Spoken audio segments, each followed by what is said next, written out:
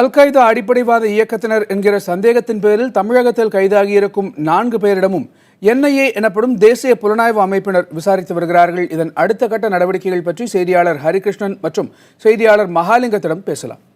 முதலில் மகாலிங்கம், நேற்றைக்கு மதுரையிலும் சென்னையிலும் கைதான இந்த 4 பேரிடமும் எந்தெந்த கோணங்களில் விசாரணை நடைபெறுகிறது?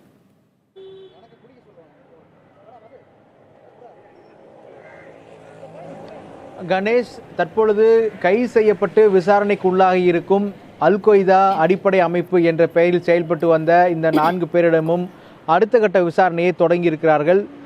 அதற்கு முன்பாக அவர்களை சம்பந்தப்பட்ட மதுரை மற்றும் சென்னையில் உள்ள நீதிமன்றத்தில் ஆஜர்படுத்தப்பட்டு அவர்களை அழைத்துச் செல்வதற்கான அனுமதி பெறப்பட்டு பிறகு பெங்களூருவில் உள்ள NIA சிறப்பு நீதிமன்றத்தில் அவர்களை ஆஜர்படுத்தியிருக்கிறார்கள் என NIA அதிகாரிகள் சொல்லியிருக்கிறார்கள்.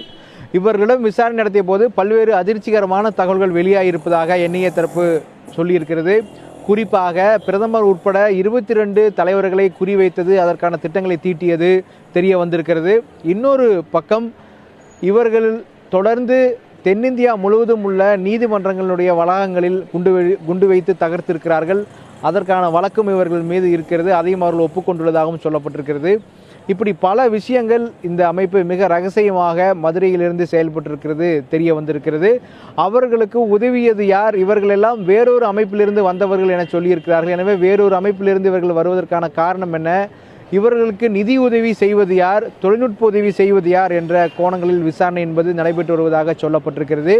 குறிப்பாக தென்னிந்தியா முழுவதும் கொல்லம், மலப்புரம், நெல்லூர் ஆகிய நீதிமன்ற வளாகங்களில் வெடித்த வெடிபொருட்கள் எல்லாம் ஆய்வு செய்து பார்த்த பொழுது நிபுணத்துவம் அடங்கிய குழு தான் இதை செய்திருக்க வேண்டும் என கண்டுபிடித்தார்கள் NIA அதிகாரிகள். அந்த கோணத்தில் மிகவும் கைதேர்ந்தவர்கள் தான் இந்த சதிச்செயலில் ஈடுபட்டிருக்க வேண்டும் என்று கருதினார்கள். எனவே இந்த குழுவினருக்கு யார் வெடிபொருட்கள் உற்பத்தி செய்து கொடுப்பது என்ற கோணத்தில் தற்பொழுது விசாரணை என்பது நடைபெற்று கொண்டிருக்கிறது.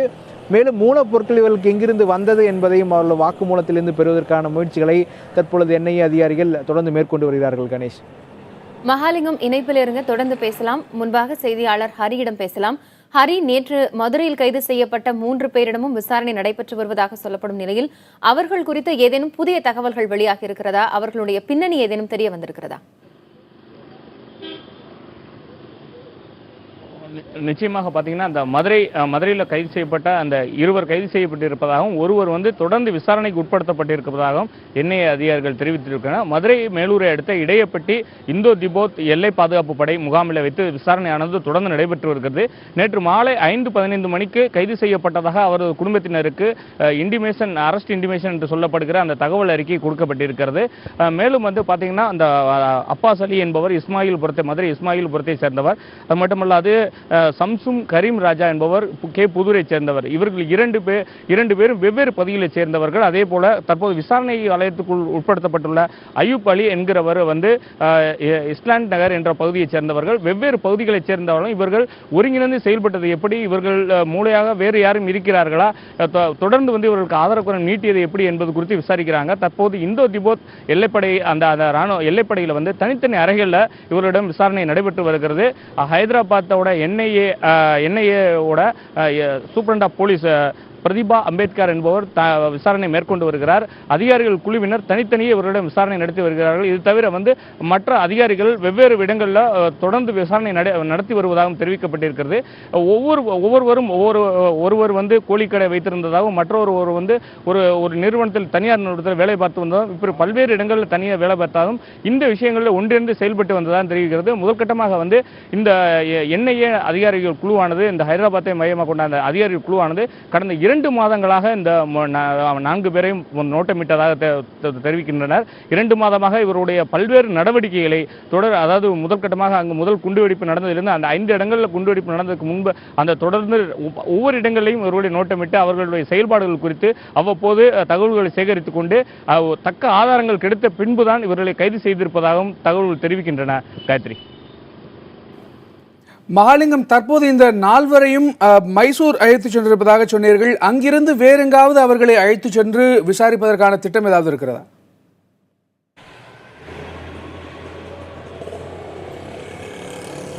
கணேஷ், இவர்கள் தற்பொழுது விசாரணைக்கு உட்படுத்தப்பட்டிருக்கிறார்கள். இன்று மதியத்திற்கு பிறகு இன்று இரவுக்குள்ளாக பெங்களூருவில் இருக்கக்கூடிய சிறப்பு என்ஐஏ நீதிமன்றத்தின் முன்பு ஆஜர்படுத்தப்பட இருக்கிறார்கள். அதற்கு பிறகு மைசூர் நீதிமன்றத்தில் வெடிகுண்டு வைத்து தாக்குதல் நடத்தினார்கள். அந்த வழக்கு நிலுவையில் இருக்கிறது. அந்த வழக்கு விசாரணைக்காக மைசூர் அழைத்து செல்ல இருக்கிறார்கள். அந்த வழக்கை என்ஐஏ போலீசார் தான் விசாரித்து வருகிறார்கள். எனவே என்ஐஏ அதிகாரிகள் அவர்களை அழைத்து சென்று விசாரணை நடத்த திட்டமிட்டிருக்கிறார்கள். இது மட்டுமல்லாது தென்னிந்தியா முழுவதும் 5க்கு மேற்பட்ட இடங்களிலே இது போன்ற நாச வேலைகளுக்கு இவர்கள் சம்பந்தப்பட்டிருப்பதும் தெரிய வந்திருக்கிறது. எனவே அது குறித்து சம்பந்தப்பட்ட போலீசார், மாநில போலீசார் காவலில் எடுத்து விசாரிப்பார்கள்.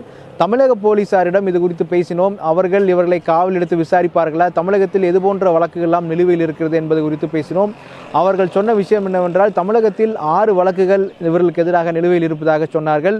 குறிப்பாக தூதரகங்களுக்கு மிரட்டல் விடுவது, நாளிதழ்களுக்கு மிரட்டல் விடுத்தது, இப்படி பல வழக்குகள் இவர்களுக்கு நிலுவையில் இருப்பதாக சொல்லியிருக்கிறார்கள். அந்த வழக்கு சம்பந்தமான விசாரணை இறுதியாக நடத்தக்கூடும் என சொல்லப்பட்டிருக்கிறது. எனவே முதலில் இந்த நீதிமன்ற வளாகங்களில் வெடிகுண்டு வைத்து தகர்த்த வழக்குகள்லாம் முடித்த பிறகு அதற்கு பிறகாக தமிழகம் அவர்கள் அழைத்து வருவார்கள் தமிழகத்திற்கு. தமிழகத்தில் உள்ள வழக்கெல்லாம் இது குறித்து விசாரிப்பார்கள் என்று சொல்லப்பட்டிருக்கிறது. மேலும் இந்த கூட்டத்தைச் சேர்ந்த மேலும் சிலர் கைதாகக்கூடிய வாய்ப்பு இருப்பதாகவும் காவல்துறை தரப்பில் சொல்லப்பட்டிருக்கிறது. இது தொடர்ந்து மதுரை மற்றும் சென்னையில் தொடர்ந்து இது சம்பந்தமான நபரிடம் விசாரணை என்பது தொடர்ந்து நடைபெற்றுக் கொண்டிருப்பதாகவும் சொல்லப்பட்டிருக்கிறது. எனவே இன்று மாலைக்குள் மேலும் சிலர் கைதாகக்கூடிய வாய்ப்பு இருப்பதாகவே நமக்கு கிடைத்த தகவல்கள் சொல்லியிருக்கிறார்கள். அது மட்டுமல்லாது இவர்களுக்கு உதவி செய்தவர்கள் யார் என்ற பட்டியலையும் தயார் செய்திருக்கிறார்கள். அவர்கள் இதற்கு முன்பு எந்தெந்த அமைப்புகளில் பணியாற்றி வந்தார்கள் என்பது குறித்தும் தொடர்ந்து விசாரணை மேற்கொள்ளப்பட்டு வருகிறது. நீங்கள் கைதான அலியாக இருக்கட்டும், சம்சுதீனாக இருக்கட்டும், எல்லாருமே ஒவ்வொரு பணியில் இருந்தவர்களாக பார்க்கிறார்கள். ஒவ்வொரு பணியில் இருந்து கொண்டு இந்த தீவிரவாத அமைப்புகளோடு எப்படி தொடர்பு இருந்தார்கள் என்பது குறித்த விசாரணை என்பது நடைபெற்று கொண்டிருக்கிறது. அது மட்டுமல்லாது அடுத்த கட்டமாக நீதிமன்றங்கள் தாக்குதல் வழக்கு சம்பந்தப்பட்ட வழக்கு விசாரணைக்கு பிறகு அவர்களை தமிழகம் அழைத்து வந்து விசாரிக்க தமிழக போலீசார் திட்டமிட்டு வருகிறார்கள்.